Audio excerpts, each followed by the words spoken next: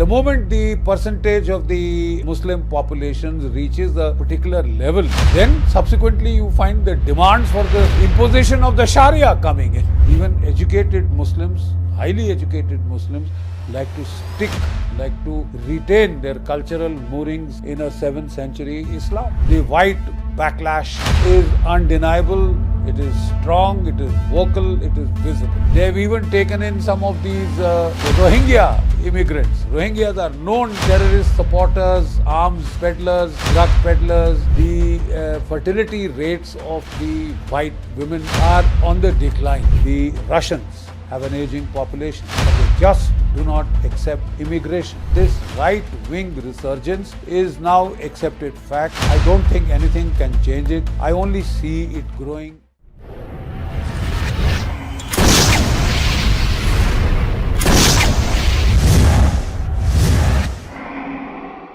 Please like, share and subscribe to Chanakya Dialogues. There is a strong and very visible right-wing backlash in Europe. Frankly, one would have thought this is a little too late. It should have come or surfaced much earlier. The simple fact is that after the failure of the Arab Spring, after the Gulf War, after the winding up of the war in Afghanistan, there were a large amount of so-called liberal Arabs who had supported these Arab revolution, who had supported the winds of change in the Middle East.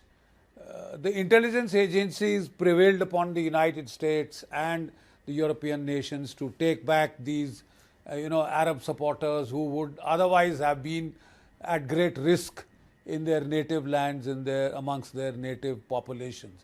So we found a whole lot of these Muslim immigrants, who came begging for political asylum, who came begging that their lives be saved, that their children be brought up in more liberal environs. So they came, the first wave of immigrants who came, well, perhaps they expressed a bit of gratitude. They were a bit overawed that they have come to the United States or to Europe, and they tried to mesh with the local populations. But with the second generation of immigrants, all that gets thrown out of the window. We found these Muslim populations in Europe. They made ghettos in France and in Belgium and in all other European countries, insular ghettos where Islamism festered. They wanted to get back to their roots. They clamored that the hijab they be allowed to, their women be allowed to wear the hijab, even the burqas, and they wanted to impose their culture onto the culture of the societies they had immigrated to. And it is a demographic kind of a factor. The moment the percentage of the Muslim populations reaches a particular level, then subsequently you find the demands for the imposition of the Sharia coming in. I mean, then you find that in France, Charlie Hebdo is slaughtered, the throats of women are slit, etc. And they become very, populations which are very, very prone to being exploited by the Islamic State, being prone to conversion on the net, prone to becoming lone wolves who are motivated by IS preachers in the Middle East to attack, take trucks and kill populations, mow down people in France, etc., wherever. And this is a demographic trap. I would say the simple fact is that the fertility rates of the white women are on the decline. They are falling below the replacement ratio. That very simply means that white populations in Europe will decline increasingly, even as the fertility rates of the Muslim immigrant populations are far, far higher. And you give it 50 years and there will be a major demographic change in the composition of populations in Europe. Now, all this is leading to existential fears, fears of being swamped in their own countries, fears of their own culture being effaced. There was a lot of, woolly-headed thinking among leftist liberal circles, among votaries of globalization, that when the immigrant Muslim populations, they come to and start living in European states, they see their democratic ways of functioning, liberal democratic proceedings, etc. They would get transformed, they would imbibe the Western values, they would imbibe the Western culture, they would prefer hamburgers and cola. But the simple fact is, what we see happening is the reverse. So, I mean, personally, one thought that this kind of a right-wing reaction to save their indigenous cultures, their indigenous ways of life, their indigenous ethos, etc., would have come much earlier in Europe. It has taken quite a long time to surface, but now the white backlash is undeniable, it is strong, it is vocal, it is visible. Because of the simple fact they see a threat to their basic identities, and the threat will only grow with time. Like I said, give it 50 years and there could be a great reversals of demography in Europe. There is also a reversal of, a kind of a 50-50 stage has been reached in the United States. And the Democrats, to the contrary, encourage, to sort of what they feel to stave off the white minority, which has been quite dominant so far. They want to encourage immigration of the Hispanics, immigration of the Middle Eastern populations. They have taken in the Arabs, the Middle Eastern Muslims. They have taken in people from Somalia. They have even taken in some of these Rohingya immigrants. Rohingyas are known terrorist supporters, arms peddlers, drug peddlers, smugglers. They are taking in these populations and they have paid a price. With the recent Israel-Hamas conflict, we found that the vast influx of Middle Eastern Islamic students in the universities of the United States, Buffalo, etc., there was chaos, there was a complete takeover, overthrow of the local orders, overthrow of law and order in all these universities, and became major anti-Israel demonstrations. So far, Israel has had a major hold in the United States, courtesy the Jewish financial lobby, which is financially extremely strong. They are the main contributors to party coffers in the United States elections.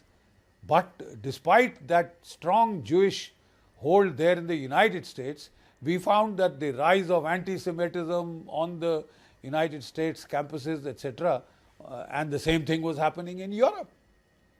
Strong protests, as if the entire indigenous populations of Europe are absolutely hostile to Israel, as if it is a return to pre-World War II anti-Semitism coming out, with the bulk expression of this being made by the Arab Muslim populations in Europe. The simple fact is that because the white fertility rates are going down, because the white demographic factors are now, demographic growth is slowing down, the white populations, they will not, the white women will not only be reaching the replacement fertility rate. So that means a decline in white populations with a concomitant massive increase in Arab Muslim populations in the ghettos of Europe. That has severe geopolitical implications for the future. Very, very dire implications for the future. I am just surprised that these were not seen earlier in the first, very, very rush of globalism, globalist triumphalism, that we'll be able to turn everybody around to McDonald's and Coca-Cola. It doesn't quite work that way. The, the intrinsic cultural mores and attitudes in the Muslim populations are very strongly ingrained. It had been thought that wherever education levels rise, the levels of terrorism would come down. I'm afraid that has not happened. Even educated Muslims, highly educated Muslims, like to stick, like to retain their cultural moorings in a 7th century Islam. That is a given fact. It's not changing.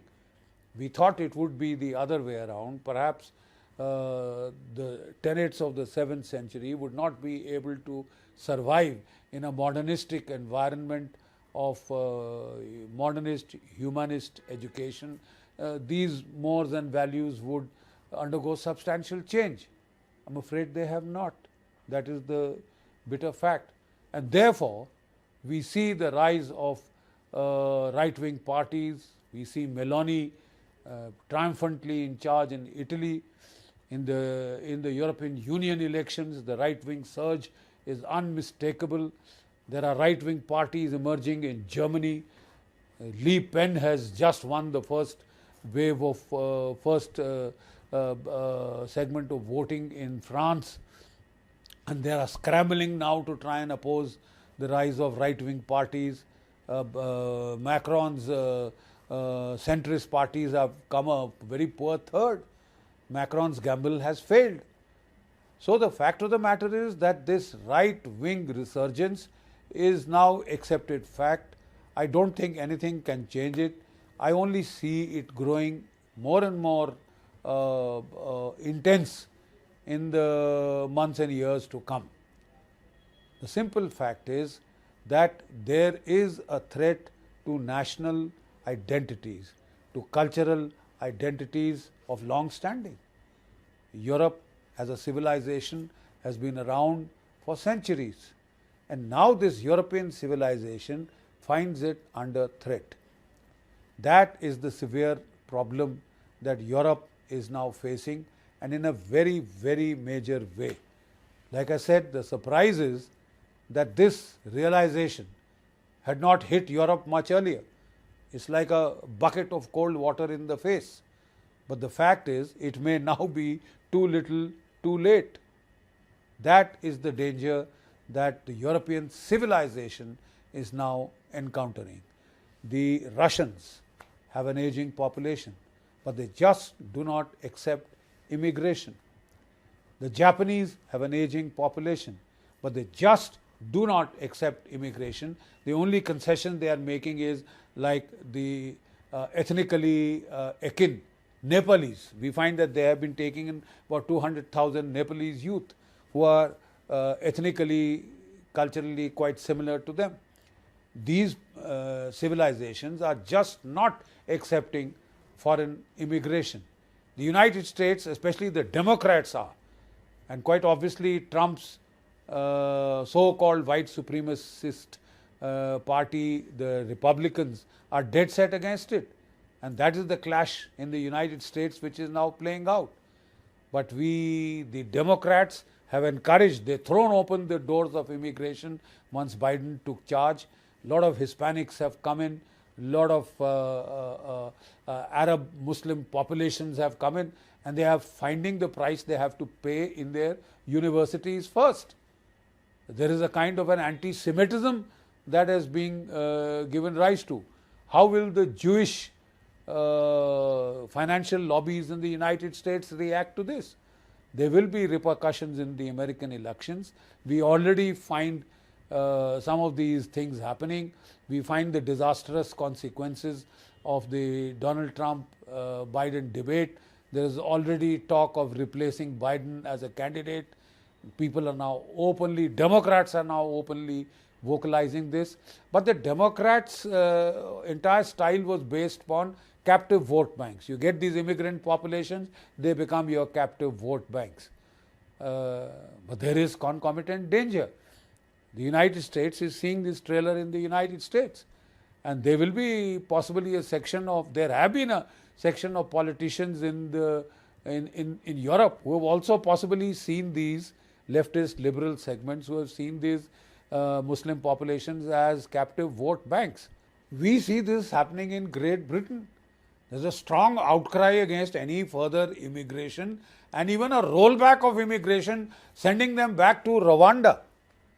I wouldn't be too surprised if we start hearing these same outcries coming up from the European countries, where there is this archaic fear of being overwhelmed, of being swamped by outsiders, of losing your cultural identity, losing your national identity.